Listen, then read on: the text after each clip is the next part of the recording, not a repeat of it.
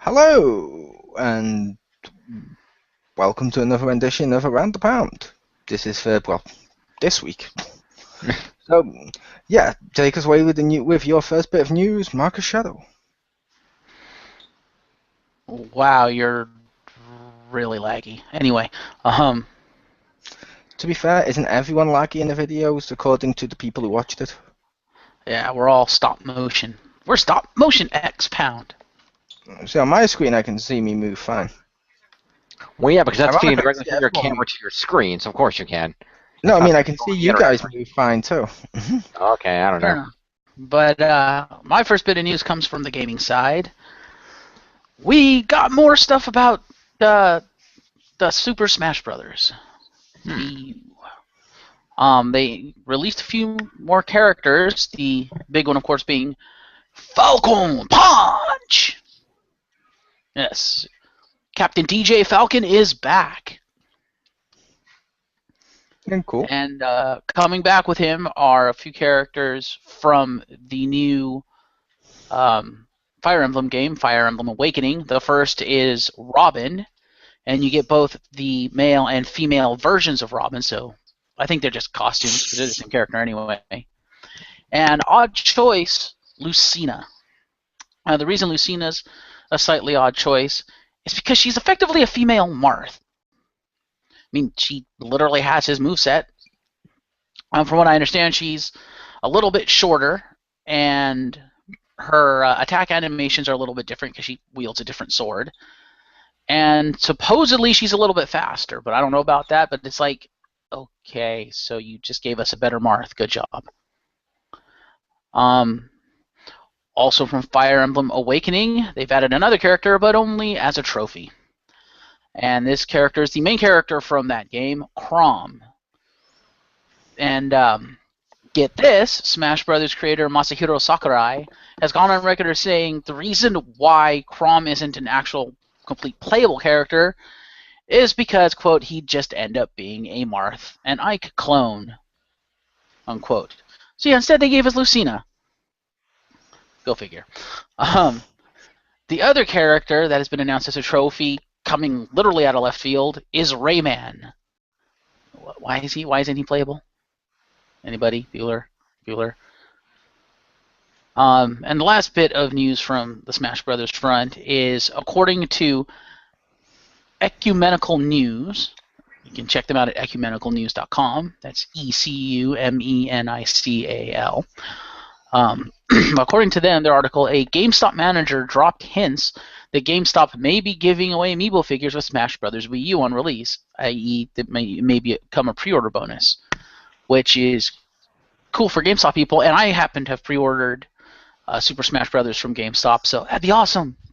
Free amiibo figures, yeah. And as we mentioned on WXR, it's only cool if you actually get to pick your amiibo. That too. I mean, imagine if you're stuck with like Captain Toad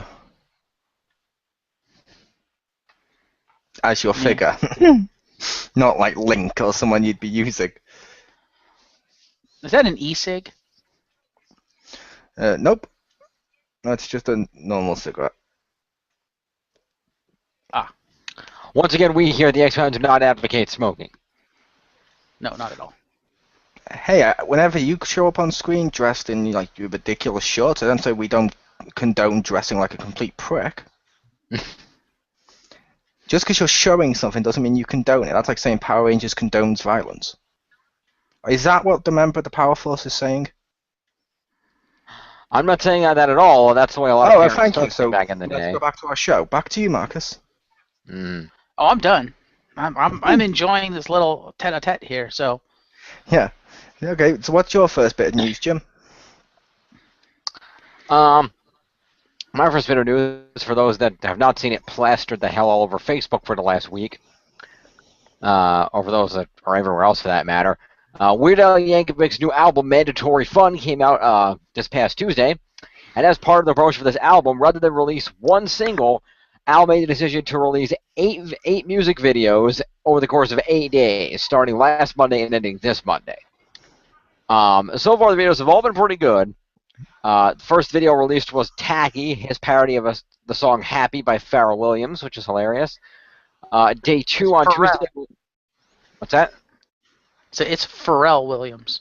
Oh, Pharrell Williams. Sorry, I don't listen to pop music. Or rap for that matter. But That's Tuesday, sad that the old guy had to correct the young buck on current musicians. I listen to country. Oh, like I listen to Pharrell. If it makes you feel better, you could say the minority corrected the white guy on rap. That's true. Thus, the status quo is renewed. Pretty much. Hi, QJ. Anyway. On Tuesday, he released the song Word Crimes, which has been the biggest hit thus far, a parody of the song Blurred Lines by Robin Thicke. On Wednesday, he released the song Foil, a parody of the hit Royals by Lorde. On Thursday, it was Handy, a parody of Fancy by Iggy Azalea. On Thursday, we had Sports Song. No, wait, Friday, sorry, we had Sports Song, which is basically just a parody of general marching band and football team fight songs about how the other team sucks and they're going to lose. And today, Saturday, the song was First World Problems, a song not a direct parody, but written in the style of the Pixies. Nice. So that's a pretty hilarious song, too. There are 2 more coming out, one tomorrow for Sunday, Sunday the 20th, and then the last one on Monday the 21st, so we'll see what those 2 are. But the entire album is available now. You can order the CD. If you go to Amazon, there's a limited edition deal. You can buy the album for $5.99 in MP3 format. And also, dropping in August, Al is actually releasing a vinyl. So if you're an old school fan like Marcus Shadow, you can pick that up. Yep. Also, Weird Al did mention this is the last album on his RCA contract, and he likely will not renew, as he found that with the album format, the problem he ran into is, especially with the internet these days, by the time he parodied the songs and got his album out there, the parodies were outdated, and 10,000 people had already done them on YouTube. Not as good as Al, but they were done. So he said he's probably going to move into a future where he'll just write parodies as the songs come out and just release them individually as singles via his website or via other means online as digital content. So more power to Weird Al. 30 years and still going strong. Yep. That does sound pretty cool. I do like Weird Al. Indeed. I haven't heard all of his songs, but the ones I have heard, I do like. Me too. I most of his early stuff I don't really know because I don't know the songs from back then, so therefore the parodies don't appeal to me. Mostly it's like his last 4 albums or so that I like the songs from. Fair enough. Indeed. So, what's your first bit of news, Maul? My first bit of news is Universal is reportedly, and I'm reading this, yes, just pointing it out for people, if you see my eyes doing that. I'm not at a tennis match, but yeah, Universal is reportedly poised to relaunch its library of classic monster movies under the creative direction of Alex Kruzman and Chris Morgan, I hope I'm saying that right, or Morgan, one of the two. According to Deadline, the studio is in the early stages of rebooting the classic movie franchises, and in a similar way that Disney has done with Marvel's studio, they're going to unify all of them. And Kurtzman, known for doing his work on Star Trek, Transformers, The Amazing Spider-Man 2, and Morgan, who's written 5 of the Fast and the Furious films, are spearheading the effort and in charge of the overall narrative. Which, that's pretty cool, which means you're going to get like Van Helsing and Dracula and Frankenstein and the Mummy and stuff all actually being in the same universe. And the first one is going to be the relaunch of The Mummy, slated to hit theaters April 22nd, 2016. Sounds pretty cool. I'm interested to see what they do with it this time around, if they go with a more straight-up horror route this time, or if, much like the last Mummy franchise, they go with more of a comedic feel to it. Yep. We'll have to see how they go. Now, also, apparently, just as a note that I'm seeing here, apparently the Mummy reboot and the reboot of Van Helsing are going to have a shared universe. So, I guess it's the Universal Monster Movie Cinematic Universe? I don't know. That's what my news was, Jim. The male version of Stacy. My news was they're unifying all of them. Okay. I thought it was just that they were making them all. Sorry. Misunderstood. It's weird. I didn't even mention Vita this time. Hi, Richter. It's cool. It's cool. But what's your next bit of news, Marky? And I should have mentioned this the first time. I too am reading off of notes that I made, and well, they're in a Word document, so they kind of fill the screen, so I can't see what I'm doing when I'm reading that stuff. So I apologize if I look really funky and weird and doing crazy stuff. Yeah. My next bit of news. That's his secret. He's always reading. Pretty much. Unfortunately, even with that up on the screen, the audience still has to see him. Yeah, but my next bit of news is a short one.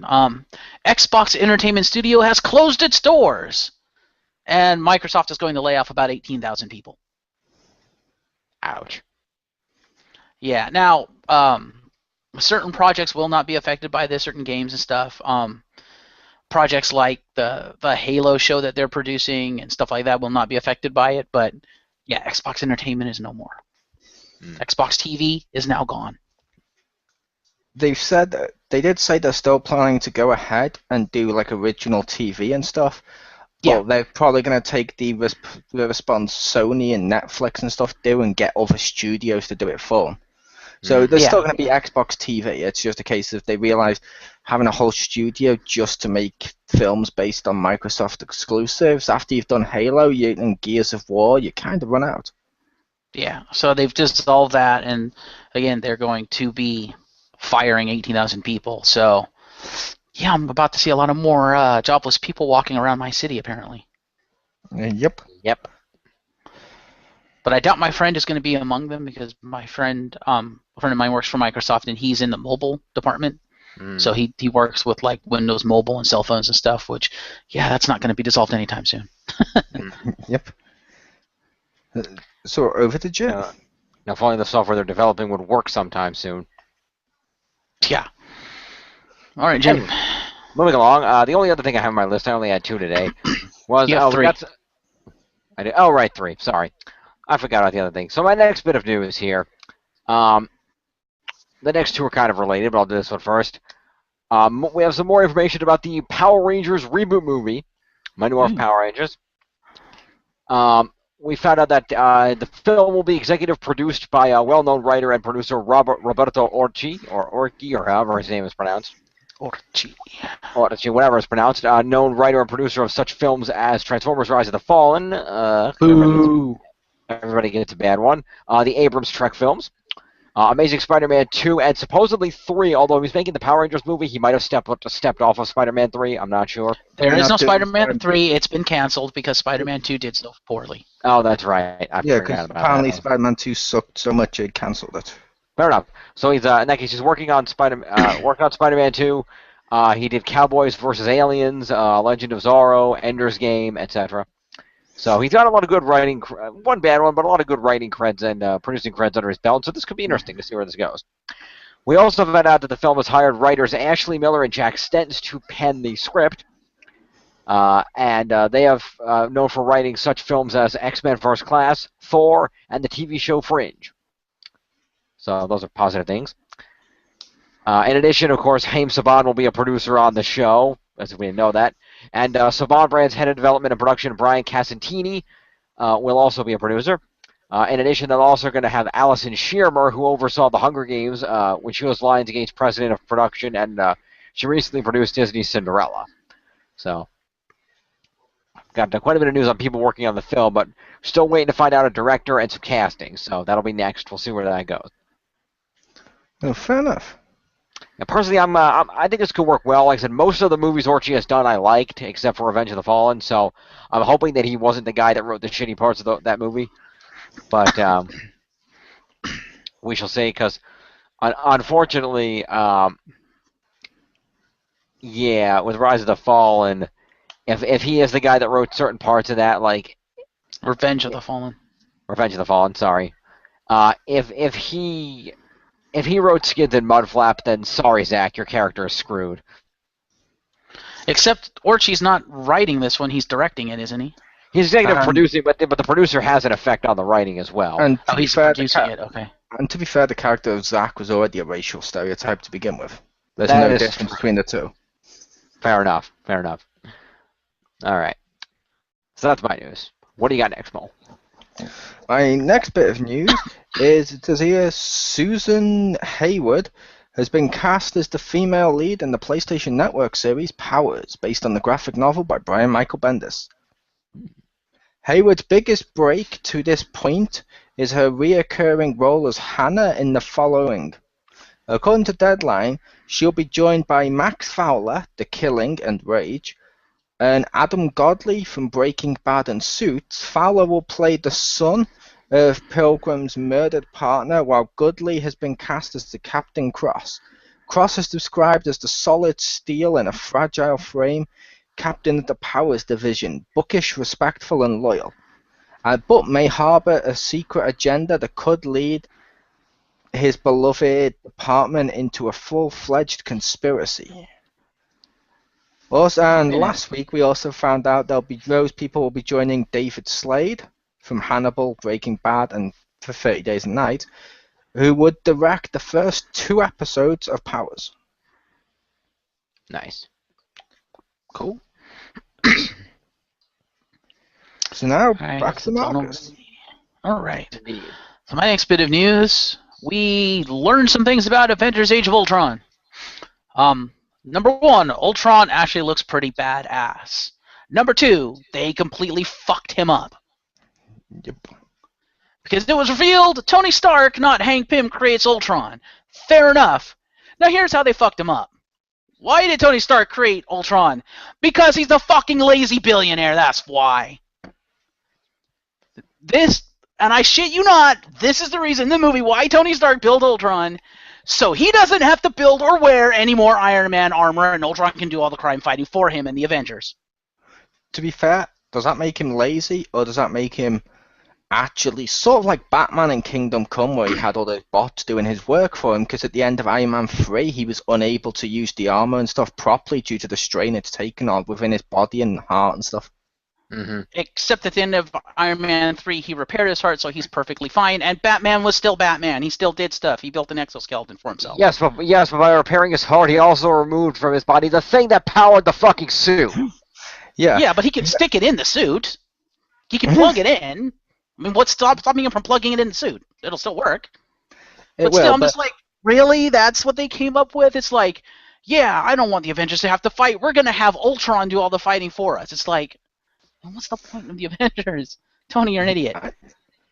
I agree. I didn't agree with making it Stark instead of Pym, but like I've said in the blog, but like I said with that, to be fair with how they did the Iron Man films, or the third one was basically a last hurrah for Iron Man, kind of, and then the credits said Tony Stark in the, which means, yeah, it kind of makes some bit of logical sense, because he wants to still protect people and use his genius for good. It's just his body can't handle anymore. Jim, did you understand a word of what Mole said? But they should have made it Hank. No, he broke up quite a bit there. Good, it's not just me. Fair enough. But yeah, it should have been Hank. Also, Vision will be in the movie. And he's being played by Paul Bettany. The same Paul Bettany who voiced Jarvis in Iron Man. Ah, nice. Joss Whedon has gone on record as saying, quote, "It's no coincidence that Paul Bettany plays both parts." Ah. Hint, hint, wink, wink, nudge, nudge. The story behind Vision is that Ultron creates him, patterning his physical look from the Human Torch, Johnny Storm, and his mental synapses from Wonder Man. Of course, Vision turns on him, fucks the Widow, yada, yada, yada. Or not that Widow, Scarlet Witch, yada, yada, yada. Yes, he's getting with Scarlet Witch. Okay, then. Yeah, kind of weird. Does Quicksilver know about this? And Human Torch is in this film?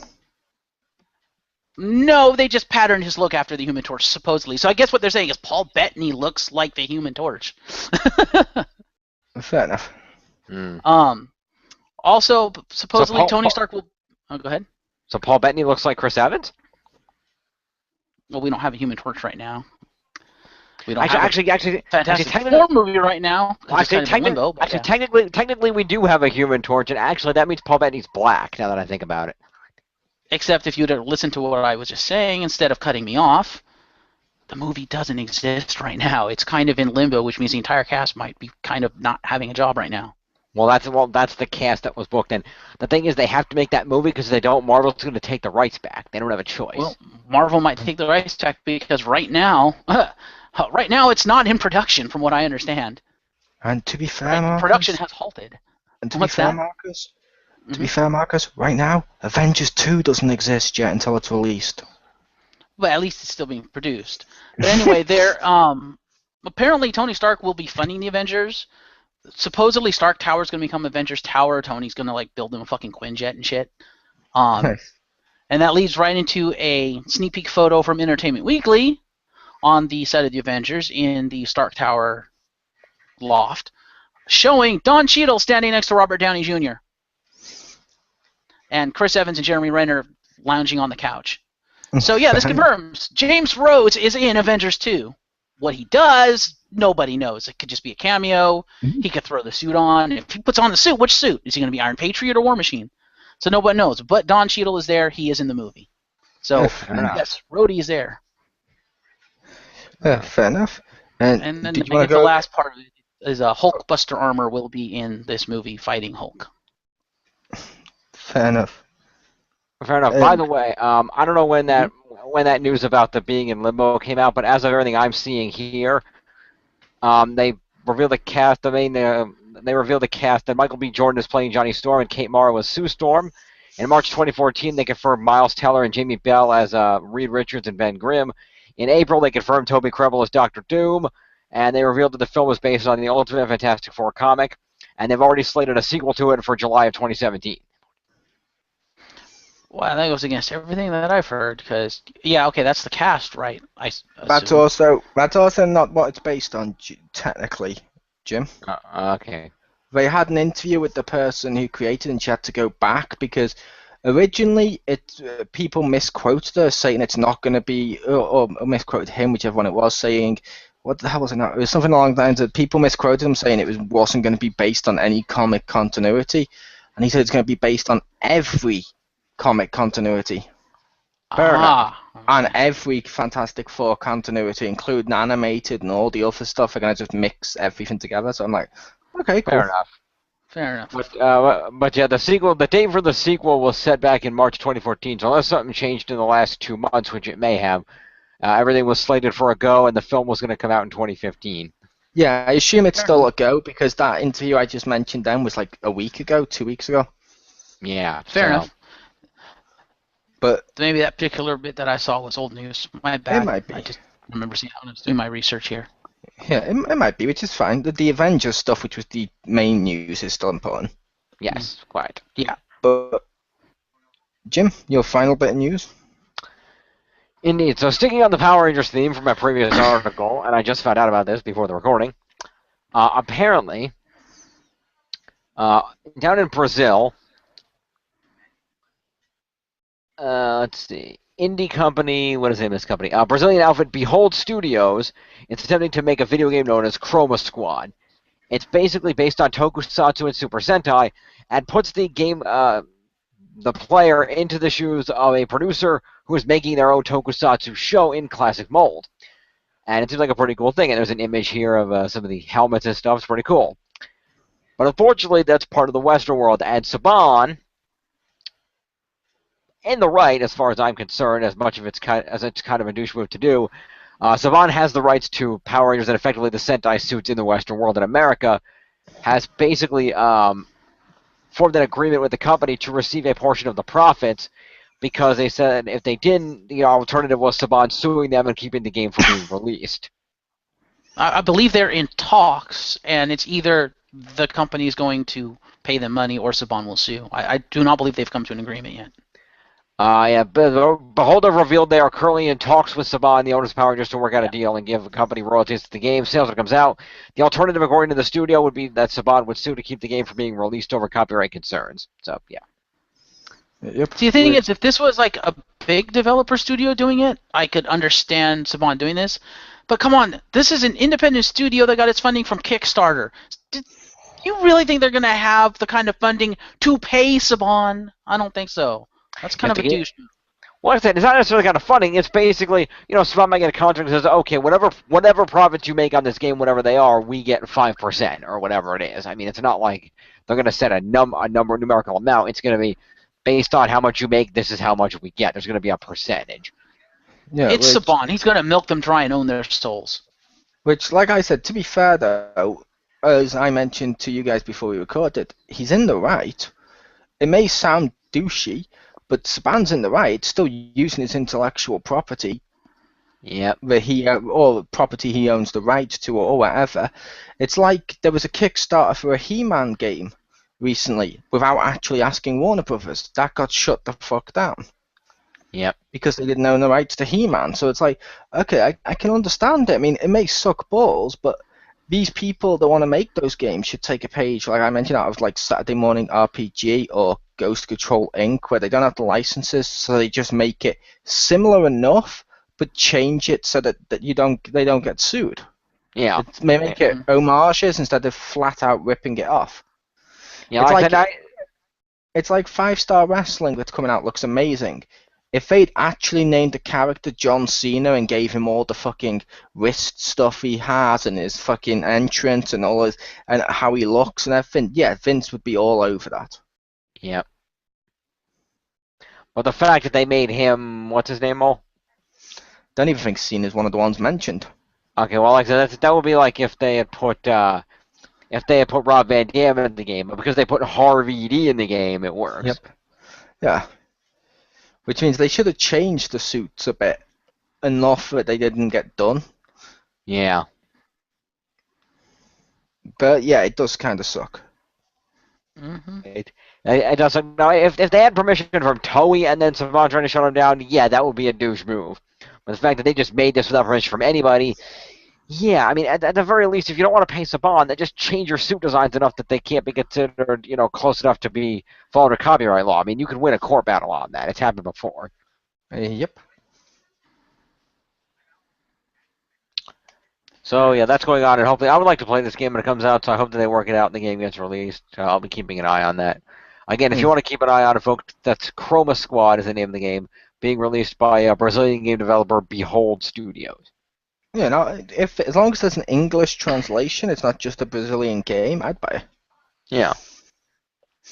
But my next bit of news is Deborah Ann Wool, who plays Vampire Jessica on True Blood, has joined the cast of Netflix Daredevil series as Karen Page. No idea who that is. Really? I don't really read Daredevil, to be honest with you. His most important and longest love interest. Ah, fair enough. Which she's finally Daredevil getting comic. fair enough, but she's getting screen time. So yay, cool. And it sounds like she's probably going to be his love interest in the series too. So I'm all for that. Because I'm sick of everyone only remembering Elektra and no one remembering her. So yay, Karen Page. Woo! Over to you, Marcus. Well, thank you, darling. Hi, Simon. Right, so, hi, Simon. So my next bit of news is the reboot of Doom, the video game. Details have been revealed at QuakeCon this week. It's apparently going back old school, and it's being developed not by the people who made Doom. It's being developed by people our age who grew up with Doom. Our age? There's years between us, buddy. Well, quite a few of them, actually. True. But I think the only member of the original team who's still with id Software, because id Software is making this game, is Tim. I don't remember his last name. But he's there. But everybody else is gone. Carmack is gone. Everybody's gone. And so it's the new, younger developers who grew up with Doom, and they're taking it back to old school. They're bringing back the faster-paced twitch shooter, bringing back classic weapons, two of which have been announced. One is the double-barreled super shotgun, and the other one is the chainsaw. That does sound awesome, because, Doom 3 was a mistake. They're getting rid of the regenerating health, so it's all about the health packs again. And they're getting rid of reloading. There is no reloading in this game, so it's basically classic Doom. Awesome. There's going to be fatality-style dismemberments when you kill people or when you die, or well, not people, but kill demons when you die. The classic Cyber Demon is back, or the new rendition of it. I did see footage of the camera panning up the Cyber Demon, and he looked fucking awesome. And they are sticking with the UAC, so they're using the original storyline for Doom, and nodding to Doom 3 a little bit, because I think some of the UAC like emblem designs are from that. Because when it pans up, you know how the Cyber Demon has like the big rocket launcher arm thing? Which I don't think it's a rocket launcher in this game, but when it pans up on the side of the gun, I can actually see a white UAC logo on it. So they literally took a UAC weapon and just stuck it on his arm. There's going to be more melee kills, so there's probably going to be some melee weapons. And kind of odd, they're giving the Doom Marine a double jump. Okay, then.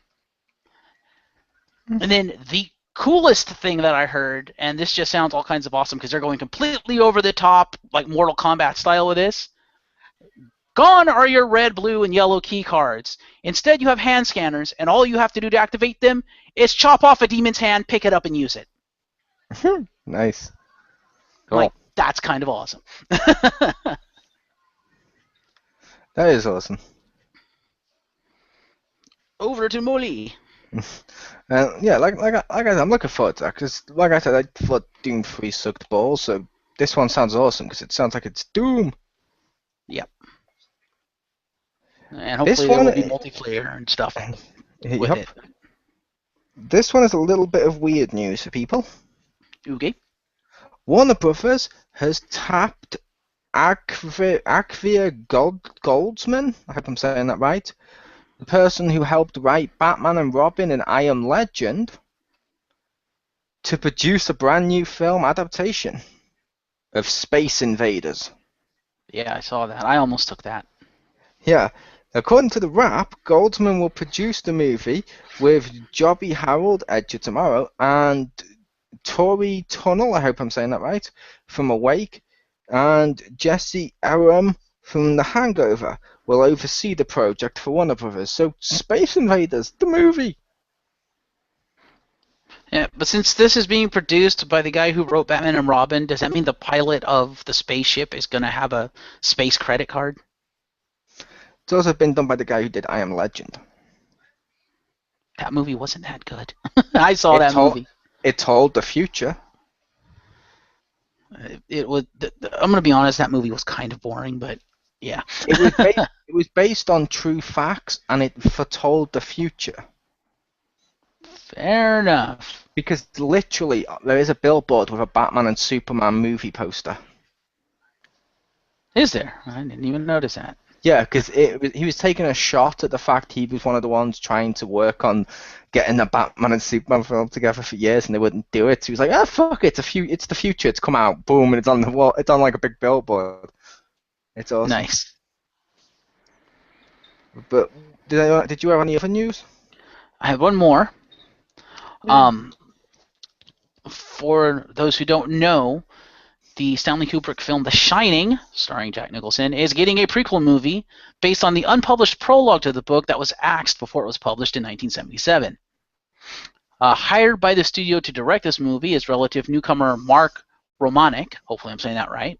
Romanek is known mostly for music videos, some MTV movies, and he's done some British movies. His latest from 2010 is Never Let Go, starring Andrew Garfield, yes, Spider-Man, and Keira Knightley. He also directed Lock and Key, a made-for-TV movie based on an IDW horror comic series of the same name. So he's new, he's not a stranger to horror, so this could be good. And I took a look and recognized a few names on the cast list for Lock and Key, actually, including Nick Stahl, who played Yellow Bastard in Sin City. Cool. And here's one for Jim. Mark Pellegrino, who played Jeremy Baker in Revolution, and Daniel Blake in Person of Interest, and Jacob in Lost. Yeah, Mark Pellegrino's a great actor. Yeah, and Miranda Otto, who played Eowyn in Lord of the Rings. I have to ask, is it a prequel to the Jack Nicholson film, or is it a prequel to the book? It's based on the prologue to the book, so good.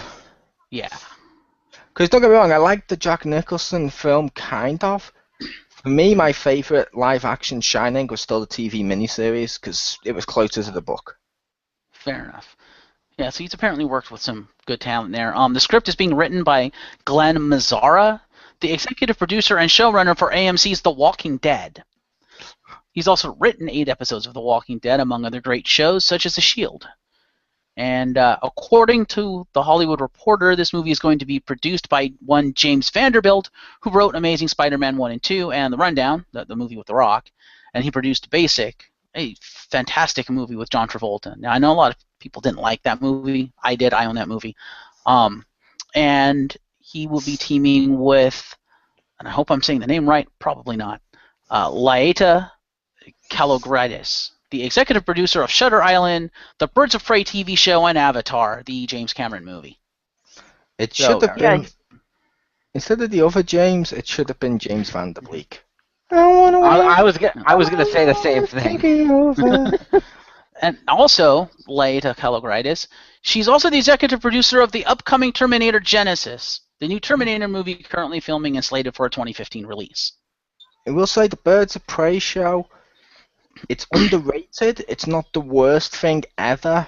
However, it's not that good, if that makes sense. Mm-hmm. But I thought nobody did it like the Birds of Prey. Yeah. Nobody does it like the Birds of Prey. As a quick aside, I did take a glance at the kind of cast list for Terminator, and I noticed the characters, and this movie could be decent. It is being written by James Cameron. They've got Sarah Connor, John Connor, Kyle Reese, and Arnold. I mean, there you go. Nice. I will say, if this has been written by James Cameron a few years back, yay. This is written by James Cameron post-Avatar. Yeah. We'll see. Fair enough. Fair enough. Hopefully it's good, though. I mean, it's going to be better than Terminator, what the hell was the last one? Revolution or Revelation? Something like that, yeah. Salvation, I think. Terminator Salvation, which, to be fair, Terminator Salvation is a pretty good film if you like films without plot, acting, direction, or decent special effects. Fair enough. Yeah, it looks like it might be taking place between, like, Terminator 3 and Salvation. Because John Connor's slightly older, you know, basically just by virtue of the fact they're having a slightly older John Connor tells me, okay, it's going to be a little further in the storyline, but it's not, he's not like Christian Bale old, so it's not, you know, rebellion leader John Connor, if that makes sense. Or this is going to be a third or fourth Terminator timeline. Yeah. Or it's going to be a movie based off of the Sarah Connor Chronicles. That is a possibility as well. No, when I say a third or fourth, because I don't think they'll go Sarah Connor Chronicles because, yeah, they need to wrap some of that up because it got cancelled a little too soon. Mm-hmm. Terminator, they seem to go Terminator 1, 2, and then the third thing is either Sarah Connor Chronicles, awesome, Terminator 3, which, or Salvation, which was, So I'm guessing this one will probably go 1, 2, then this one again, you know, just to maintain the thing of let's ignore everything else. Yeah, pretty much. Fair enough. It's all a big ball of wobbly, timey-wimey stuff. Although it could be based on the Sarah Connor Chronicles. Due to the fact apparently it's getting a tie-in TV show. Oh, there you go.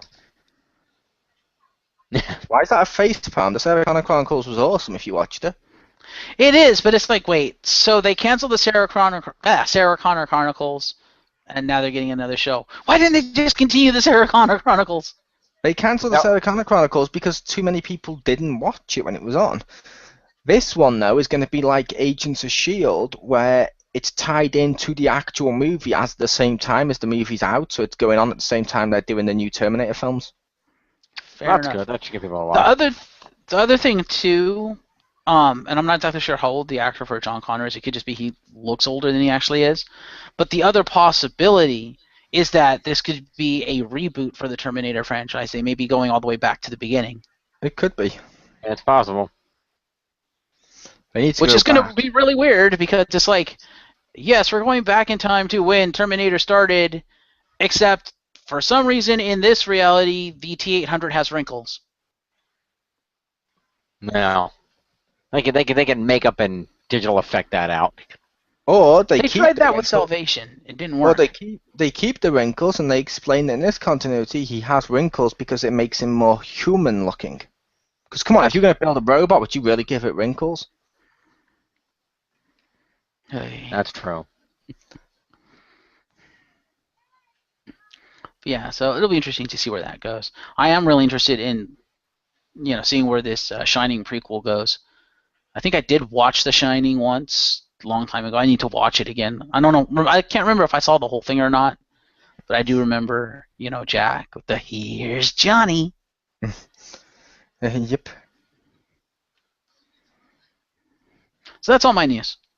That's fair enough. My My last bit of news, Okay. which is only small, and shh, Jim. Mhm. My bit of news, which is only small, it's UK news, and it's during their panel this weekend, so it's brand new news, literally broke today.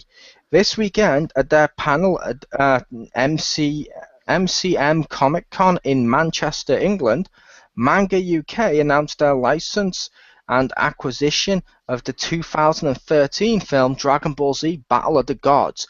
This film is scheduled for a UK release on both DVD and Blu-ray December 10th this year. Nice. Happy birthday to me. I mean, it's a couple of days after my birthday, but still, happy birthday to me. I would laugh my ass off so hard if you bought that, got it, put the disc in, and it was Dragon Ball Evolution. I just take it back and get a new copy of the film. There you go. Mhm. Anyway, But yeah, Dragon Ball Z Battle of the Gods coming to the UK December 10th. is that the one where Goku gets the pink hair form? It's where he Yes. gets God from. Hmm. Fair enough. Yeah, I can't it's tell Pink when Ranger Jim's. Goku. Yeah, but I can't decide because when Jim says pink, that could also be Super Saiyan 4. I thought that was more red, but okay. Now, Super think Saiyan it's more red. Kaioken. Super Saiyan 4 is kind of red and kind of pink, the fur on his chest and shit. Yeah, but I meant his actual big ass. I meant the bright pink hair. That's Yeah. Yeah, no, No, I don't. Kaioken! I'm not talking about the monkey form. No. He wasn't a monkey when he was Super Saiyan 4. He was a monkey before he was Super Saiyan 4. All right. Anyway, That's the only reason I mentioned it, because it could have been either. Well, one last Fair thing enough. I noted. Nobody brought it up, but one last thing I thought worth mentioning here. Star of the Fox series Prison Break, Wentworth Miller was announced this week to be cast as Captain Cold for the Flash TV series. So there you go. And cool. well, since I'll you throw that mentioned out. Flash, I did happen to read the article about that where I think the guy is either the creator of Flash or the guy who's doing the TV show basically said that the Flash TV show is, and this is his quote by the way, the Flash TV show is going to be the most source accurate DC adaptation ever. I doubt that. Yeah, I find that hard to believe. That's what he said. Yeah, I doubt that, but it will be kind of cool to see. Although, it's also worth noting, they've also come out recently, I think it was the guy it's either the guy that's doing the movies, or the guy that does the that does the Arrow TV show, but they've officially 100% confirmed the TV continuity is not crossing over with the movie continuity for DC. Correct. So so he will not be the Flash for the movie. Interesting. Yep. No. that They've won't also be Arrow. said. Oh, go ahead. No. But Arrow and Flash will be crossing over. In fact, episodes 8 of both of the series, I'm assuming episode 8 of the next season of Arrow, it's going to be a 2-part crossover between Flash and Arrow. Nice. So that should be very interesting. Apparently they've got a lot of Flash's Rogues Gallery in place, slated to appear in the first 10 episodes or whatever, including Captain Boomerang, Captain Cold, as you saw, the Weather Wizard, a couple other ones. But he also said to keep an eye out for little quote unquote Easter eggs. He says things you think are Easter eggs aren't Easter eggs. Everything that they're going to put into the show, the little training stuff that looks like, like they could cut, all that stuff is going to build up to something. Like, for instance, apparently in the first episode, there's like a little wink and a nudge to Gorilla Grodd, which means Gorilla Grodd's going to be in the show at some point. And he's even said that that he's had conversations with like the studios and the show producers and stuff, where they have to cut things down for time, and they're like, well, this is kind of extraneous and doesn't mean anything. We can cut this, and he turned around and he goes, "No, you're not cutting that. You can cut all this stuff that looks like it has something to do with the show. I don't care. That you're not cutting because that ties in later." So basically, any little nerdy things you see, they're all there for a reason. Which I'm like, that could be kind of awesome. That could be kind of cool. I will admit, Arrow is one of those shows where it's kind of fun, but it's not as good as like Agents of S.H.I.E.L.D. and Flash is a spin-off of that, so I'm like, it's probably going to be the same. Mm-hmm. I'm hoping it's good, though. See. This also means we could have 2 Justice Leagues. True. Bum, bum, bum. Wait, two Justice Leagues. Is this going to turn into Injustice Gods Among Us? No. Or Crisis of Infinite Earths. Yeah, that one too. No, this won't turn into Injustice because, as Marcus said, this is actually faithful to source material. Oh, ouch. Nicely done. Boom. But yes, I believe that's all of our news. So, Indeed. I was your host this week, Chriz, aka The Mole. I didn't introduce us because, well, our names are at the bottom. You can read. I'm gonna assume you have the ability to read. So, yeah, I was your host, Chriz, aka The Mole. Next week, I believe Jim is hosting. So, see ya.